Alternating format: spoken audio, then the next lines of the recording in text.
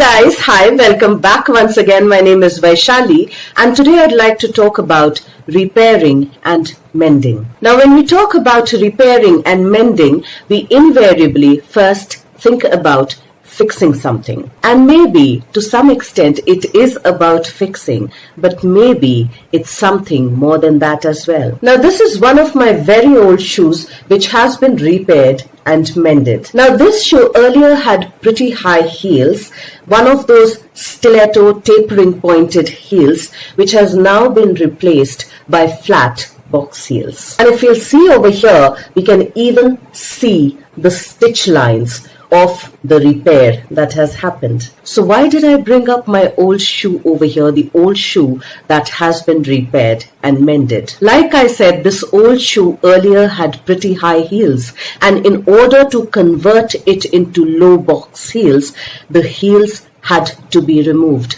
The sole of the shoe had to be removed, and a new sole and a new heel was put back in its place. It was essentially done because I no longer wear those high heels which I earlier used to wear. And also the top part, which is this part of the shoe, had remained intact, had remained pretty good. Now I would like to re-stress over here, it wasn't that the high heel had gotten bad, it was just that I couldn't function with those high heels anymore. And therefore those high heels had to go and make place for lower box heels. A repair, or rather a repairing, had to be done of the shoe itself so that I could then pair myself with my footwear. So when I'm talking about mending and repairing, I'm also talking about two things that have got to pair themselves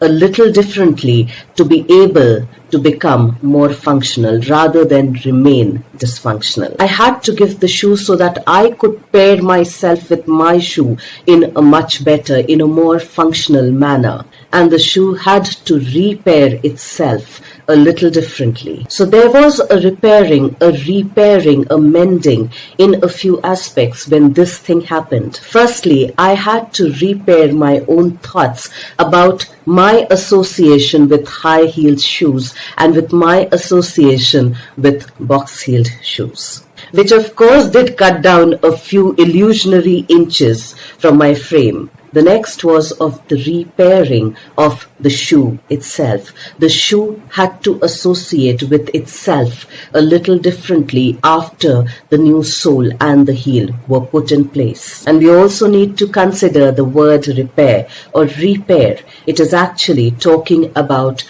two things in interaction. And this analogy can apply with our personal and also within our interpersonal dynamics.